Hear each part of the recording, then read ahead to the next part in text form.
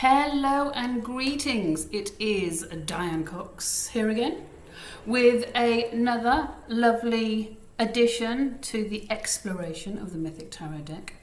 And today we are looking at the Hermit. I think this card is one of those cards that basically is very easy to discern from the images on the card, same as the Rider-Waite. You know, the Rider-Waite card has a hermit, sage, monk, guru, kind of wrapped up in a similar kind of garb, carrying a lamp of light, just like this fella here. This fella is not a fella because it is in fact Cronos, the god Cronos, relating I think to kind of Saturnic themes, cycles, time, isolation, structure. If you think of this card being a light bearer, a way shower, as often they are called, way showers,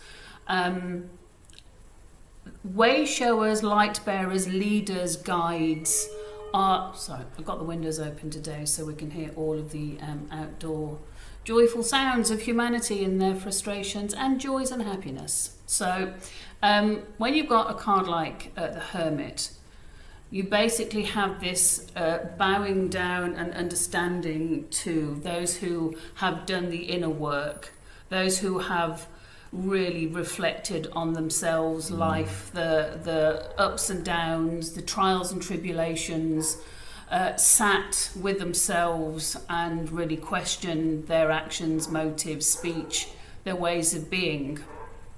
On this card, obviously, like I said, we have the lamp of light, of enlightenment, of an inner light, those who have been in the dark and have had the dark night of the soul get to basically shine it for others and lead the way. And then you have the crow on the shoulder of Cronos here. The crow, for me, in this deck, the crow is meant to symbolize kind of like the kind of passing of the old king and the new the new king coming into being. The crow is like the cycle, the normal cycle thing. But for me, crows are very magical creatures. You know, they see through the veil, they are harbingers of message, and they are very clever, magical birds. I think for me, who am I to say this, but I'm going to. I think for me, this crow also on this card just symbolizes the wisdom, the sage, the knowing of what happens when people sit with themselves for a long time, out of the influence of others and manipulation, and just sit in silence and with nature and themselves, like I say, and that great learning, like the gurus in the caves in the Himalayas, they sit with the most basic food and water sustenance, and they just do that work, do that deep, transformative, expansive and extensive spiritual work. And this is what the Hermit for me is. And the scythe, the sickle on his shoulder there represents the crescent moon. And in the deck it says, a kind of connection to Gaia. Gaia is the, earth goddess, Mother Earth. Gaia is earth, the goddess of the earth and the soil and all that's in it and all that grows from her. However, I also think because it's the crescent moon, it has to be also some of the, the hunter-gatherer goddess type feel. Selene, Artemis, Diana, all that kind of stuff. And therefore the deep transformative phases of the moon. But who am I to say? It's kind of, I think. And I think it's interesting when you look at the barren earth here and look at the background, kind of stormy skies, but again, light, the light and the dark, the balance of the light and the dark. And I do, like I say, the Saturnic thing for me, because it's to do that kind of work, that deep spiritual work, takes a Saturnic kind of personality, takes stamina, discipline. It takes that kind of just not giving up, just sticking with it, responsibility to the self. The Hermit card itself relates to all that you would imagine, and I think the light and dark for me. The light is the light of knowing, the light of wisdom, the light of guidance, being able to guide other people, to illuminate thoughts and other ways for people, to illuminate the path ahead, to illuminate the light within other people themselves. And I think the dark is sometimes, I think with a Hermit card, especially if it's a reversal, the dark can be that solitude and that inner stuff that can be quite challenging, that inner work, the shadow work. Because this is like light and shadow. And even though we're looking at a learned man, a sage, a wise man, a leader of a tribe, a community, even though he's not as in leading because he's in a cave. He's leading from within. He's leading by, this is a good thing about the Hermit, leads by action, not words, not, just kind of talking about it. He walks his talk.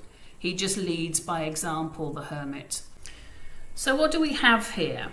So the myth of Cronos is quite an interesting one. So Cronos was born from Uranus, is kind of, I think, the best way of saying the old name, Uranus, Uranus, whichever you prefer. So Cronos is born of Uranus and Gaia. Uranus was a god of the heavens. Gaia was the goddess of the earth, and they came together. They had children, the Titans, and Cronos was the youngest, was he? Or the oldest? I think he was the youngest. And because the Titans disgusted Uranus so much, he hid his kids away underground. He was so horrified by their fleshiness that and their kind of their ways of being and their unusualness. He hid them away. He put them underground so he could not be offended. His eyes were not offended by the sight of his own children. Obviously, this really miffed Gaia off. And she was so angry that she came up with a plan. You won't be surprised at the cunning plan of what came up.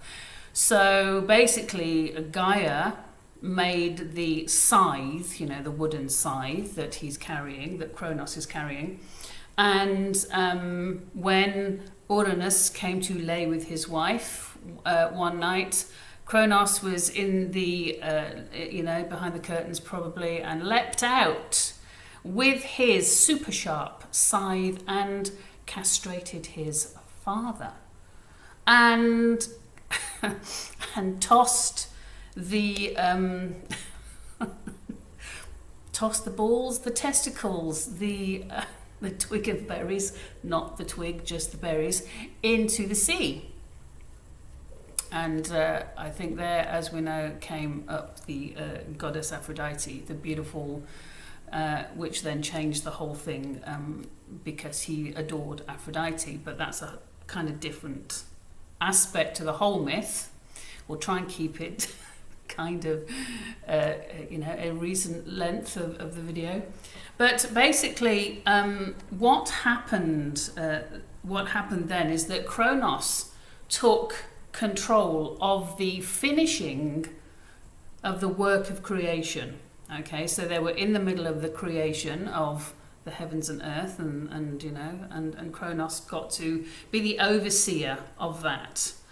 He freed his siblings from the underworld or underground, and then he finished this work he was doing with his father, which is, and then it was known as the Golden Age, that Cronos brought the Golden Age. But the thing about Cronos is Cronos, the translation of Cronos is time, and he was a Titan, and this card, as I say, it is about the leader, the guidance, and let's go to the other part where you've got the guru in the cave. So the Hermit is also about time cycles, such as birth and the seasons, even like night and day. You've got death, the rebirth. You know, the whole Hermit thing is about the cycles. And again, I always get this kind of Saturnic thing with this kind of card. But it's about, there's some things you can't push. There's some things that you cannot work. There are cycles and times and limitations, and everything, it has its natural lifespan. And when you're in the cave thinking about that, thinking about the mortal body, just, you know, things that might just, you know, everything's got its day, hasn't it? Everything has its time. And it's quite funny because in the myth, Cronos couldn't quite accept the boundaries, because the card also relates to boundaries of time. He couldn't quite, when it came for him to kind of step down, he wouldn't.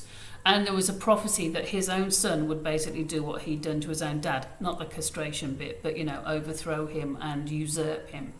And so Cronos decided that he would eat all of his children, eat them, swallow them, like only the mad gods and goddesses do in these myths. And of course, one day Zeus comes along, as we see in the Emperor and the Ace of Wands, and basically doesn't kill his father, but he does overthrow him.